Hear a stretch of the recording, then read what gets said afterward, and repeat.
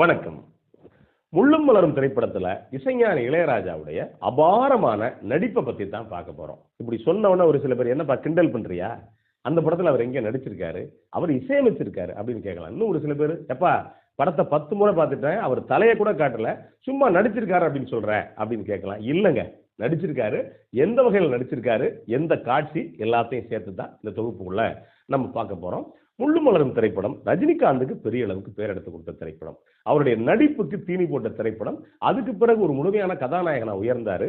இப்ப கூட ரஜினிகாந்த் எனக்கு இந்த மாதிரி ஒரு படம் கிடைச்சா என்னுடைய வாழ்நாள் பாக்கியம் அப்படின்னு சொல்ற அளவுக்கு இத்தனை வருஷம் கழிச்சு ரஜினிகாந்தால பேசப்படக்கூடிய திரைப்படம். ஏன் ரஜினிகாந்த் மட்டும் இல்ல, தமிழ் சினிமா வரலாற்றிலே முக்கியமான திரைப்படம். ஏன் அப்படின்னா அதுக்கு முன்னாடி வசனங்களால நிரப்பப்பட்ட திரைப்படம். இந்த படம் முழுக்க முழுக்க காட்சி ஊடகம்னா அந்த காட்சிக்கு முக்கியத்துவம் கொடுத்து எடுக்கப்பட்ட திரைப்படம். இன்னும் சொல்ல போனா இந்த இசையில ஒரு பக்கம் மௌனத்தையும் ஒரு சில இடங்கள்ல முழுக்க முழுக்க இசை ராஜ்யத்தையும் பண்ணியிருப்பாரு இசைஞானி இளையராஜா. மகேந்திரனுக்கு பெரிய அளவுக்கு பேர் எடுத்து கொடுத்த திரைப்படம் அப்படின்னா இசைஞானி இளையராஜா அந்த பாடலை தாண்டி பின்னணி இசையில பின்னி எடுத்த திரைப்படம்.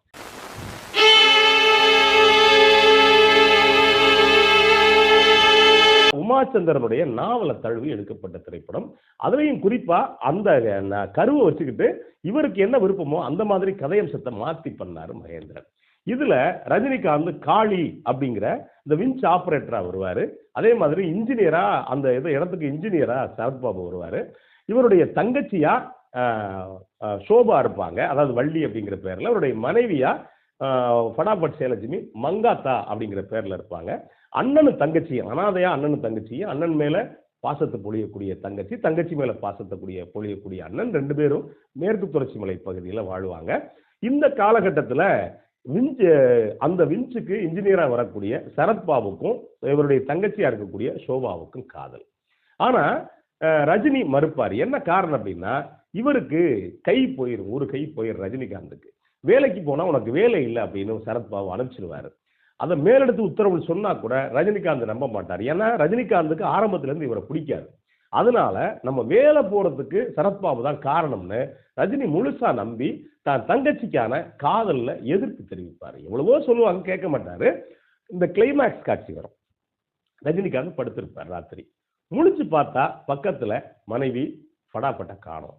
என்னடா காணும்னு பார்த்தா கூப்பிட்டு பார்ப்பாரு மங்கா அப்படின்னு. இந்த பக்கம் பார்த்தா தங்கச்சியை காணும், வள்ளின்னு கூப்பிட்டு பார்ப்பாரு, தங்கச்சியை காணும். வெளியில வந்து ரெண்டு பேரையும் கூப்பிட்டு பார்ப்பாரு. பொழுது விடிஞ்சு யாரும் இல்லை.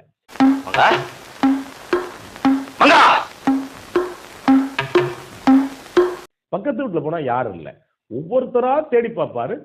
ஊரே வெறிச்சோடி போய் கிடக்கும். என்னமோ ஏதோன்ட்டு பார்த்தா ஒருத்தர் மட்டும் சொல்லுவாரு, அண்ணே நீ என்னென்னமோ பயங்கரமா பேசுன, ஆனா உன் தங்கச்சிக்கு அந்த இன்ஜினியர் போயிருக்கும் கல்யாணம், ஊரே மலை கோயிலுக்கு போய்கிட்டு இருக்கு, நீ முடிஞ்சா போய் நீ போய் அச்சதை பொத்தி வாழ்த்திட்டு வா அப்படிம்பாரு. இப்போ ரஜினிகாந்த் பரபரப்பா இங்க இருந்து ஓடுவார். இப்ப கேட்கலாம், இந்த இடத்துல ரஜினிகாந்த் இசைஞானி இளையராஜா நடிச்சிருக்காரா அப்படின்னு. நடிச்சிருக்காரு. அதாவது என்னன்னா இசையில நடிச்சிருப்பாரு, எல்லாரையும் தாண்டி நடிச்ச ஒரு நடிப்பு அது. இப்போ ரஜினிகாந்த் போய் அந்த மலைப்பகுதியில் நிற்பார். நிற்கும் போது மொத்த ஊரும் திரண்டு திருமணத்துக்காக வரும். ஊர்ல ஒருத்தர் திட்டு பேசுவார், அண்ணே இப்பவாவது ஒழுங்கா வாண்ணே, ஊர் எல்லாரும் சேர்ந்து வந்திருக்கான், வந்து உன் தங்கச்சிக்கு இன்ஜினியரிங்கும் வாழ்த்திட்டு வா அப்படின்னு சொல்றாரு. சொல்லிட்டு அவங்களுக்கு பதில் சொல்ல மாட்டாரு. திரும்ப அவர் மனைவி திட்டுவாங்க, நீ எப்படியும் நீ இந்த கல்யாணம் பண்ணி வைக்க மாட்ட, ஆனா நான் அப்படி இருக்க முடியாது, நான் கல்யாணம் பண்ணி வைப்பேன். என்ன கல்யாணம் பண்ணி வச்சா என்னை நீ வீட்டுல சேர்த்துக்க மாட்டேன், அவ்வளவுதானே, வாழா வெட்டியா இருந்துட்டு போறேன் போ அப்படின்ட்டு நாத்தனாவை கூப்பிடுவாங்க.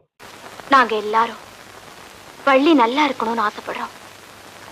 இனிமே இந்த கல்யாணத்தை உன்னால தடுத்துட முடியாது. கூப்பிடும் போது இப்பதான் காட்சி. இந்த காட்சியில தங்கச்சி கையை பிடிப்பார். இருக்கிறது ஒரு கை, இன்னொரு கையில சால்வை போட்டிருப்பாரு. அந்த இழந்த கை பக்கு சால்வை போட்டிருப்பாரு. தங்கச்சி கையை பிடிப்பார். கையை குடிச்சிட்டு நீயுமா போற, அவனுங்கெல்லாம் என்ன பேசினாலும் எனக்கு கவலை இல்லாமா, ஏன்னா அவங்க வேற, ஆனா நீ என் தங்கச்சி, என் உசுரா வளர்த்த தங்கச்சி, நீ சொல்லுமா, நீ போகாத, எனக்கு அவனை பிடிக்கல அப்படின்னு சொல்லுவார்.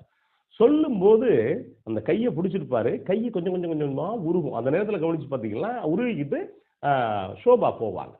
இந்த இடத்துல ஒரு இது பண்ணியிருப்பாரு, ஸ்ட்ரிங்ஸ் போட்டிருப்பாரு, அதே மாதிரி வயலின் போட்டிருப்பாருன்னு வச்சுக்கங்களேன். இப்ப எந்த இடத்துல காட்சி அமைதி விடணுமோ அதுல இசைஞானி இளையராஜா பண்ணியிருப்பார். இப்ப ரஜினிகாந்த் கண்ணில் ஒரே கண்ணீர்.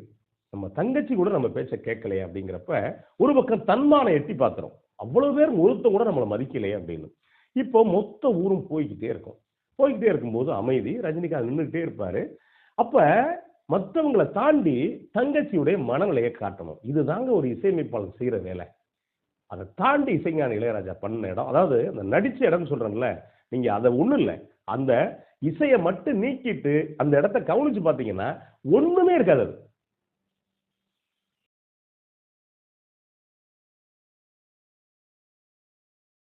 அப்ப என்னன்னா தங்கச்சியுடைய மன ஓட்டம், ஐயோ அண்ணன் முக்கியமா இல்ல காதலன் முக்கியமா அப்படிங்கிற இந்த மன ஓட்டத்தை காட்டணும்.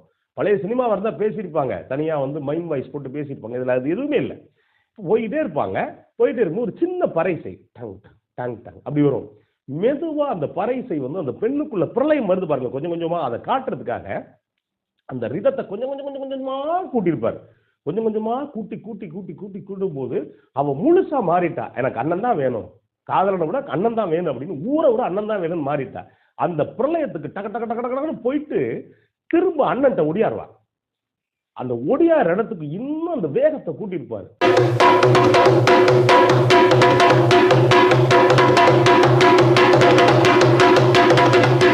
கூட்டிட்டு நீங்க கவனிச்சு பாத்தீங்கன்னா வந்துட்டு அண்ணே நீ தானே எனக்கு வேணும்னு கட்டி கொடுப்பாங்க.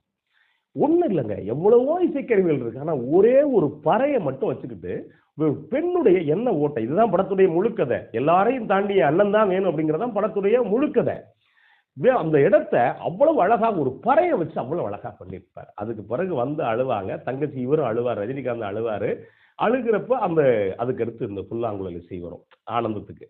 அப்ப சொல்லுவாரு, ஓடி போற பொன்னாடா இது காளியோட தங்கச்சிடா அப்படிம்பாரு. அப்ப சொல்லிட்டு தான் சொல்லுவாரு, டேய் யாரு என்ன சொன்னாலும் பரவாயில்லடா, என் தங்கச்சி சொல்லிட்டால என் அண்ணன் தான் முக்கியம் அப்படின்னு சொல்லிட்டு அதுக்கு பிறகு சொல்லுவாரு, இப்ப சொல்றேன் ஊருக்கு முன்னாடி சாமி அம்பலத்தோட மகளும் என்னோட ஒரே தங்கச்சியுமான வள்ளியே இன்ஜினியருக்கு கட்டி கொடுக்கிற சம்மதம் அப்படின்னு சொல்லுவாரு. இந்த காட்சிக்குள்ள இசைஞானி இளையராஜாவை அந்த ரிதத்தை மட்டும் நீக்கிட்டீங்கன்னு வச்சுக்கோங்களேன், ஒண்ணுமே இல்லை.